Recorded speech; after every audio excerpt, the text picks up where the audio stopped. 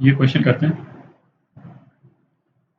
एक लिक्विड है ना, डेंसिटी उसका रो दे रखा है, यूट्यूब में रखा हुआ है, हाइट h तक है लिक्विड, ठीक है।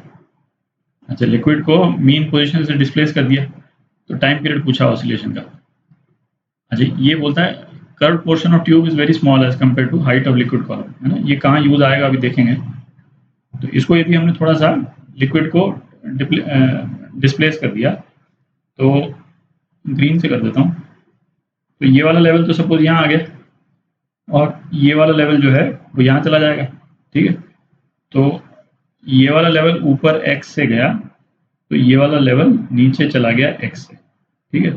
तो इस लाइन से ये टोटल जो है वो 2x ऊपर है, ठीक है। इस वाले पोर्शन में लिक्विड है, किस पोर्शन में, मैं डिस्प्लेसमेंट के बाद में, है ना, इस पोर्शन में लिक्विड है, ठीक है, या नहीं है। तो ये वाला पोर्शन जो है लिक्विड कॉलम का, ये वाला जो पोर्शन है वो रेस्टोरिंग फोर्स देगा, ठीक है। रेस्टोरिंग फोर्स लिख लेते हैं। इस लिक्विड कॉलम का मास कितना हो गया, रो a 2x, ठीक है, इंटू जी, और रेस्टोरिंग फोर्स जो है वो x के अपोजिट डायरेक्शन में है, मतलब x जिस डायरेक्शन में बढ़ रहा है, रेस्टोरिंग फोर्स उसके अपोजिट डायरेक्शन में एक्ट कर रहा है ना। यहाँ पे x इस डायरेक्शन में बढ़ रहा है और रेस्टोरिंग फोर्स इस डायरेक्शन में। अच्छा, अब ऑसिलेट क्या कर रहा है, पूरा लिक्विड ऑसिलेट कर रहा है, तो हमको मास ऑफ लिक्विड निकालना पड़ेगा। तो मास ऑफ लिक्विड क्या हो गया, अब ये जो दे रखा है ना, कर्व पोर्शन बहुत छोटा है कि नहीं, ये हम इसमें हम यूज कर सकते हैं।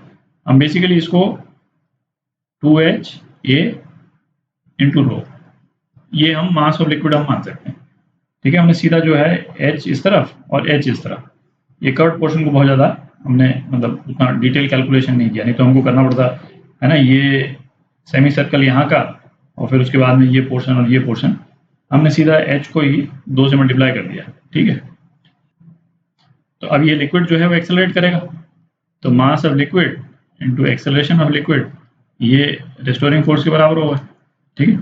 तो कितना हो गया, 2h a रो d2x by dt square is equal to minus rho a 2x by g into g, ठीक है। तो ये कितना हो गया, d2x by dt स्क्वायर, ये आ गया आपका minus g by H into x, ठीक है। तो ये इक्वेशन चाहिए अपने को, बेसिकली एक्सेलरेशन की इक्वेशन चाहिए in terms of x, in terms of displacement.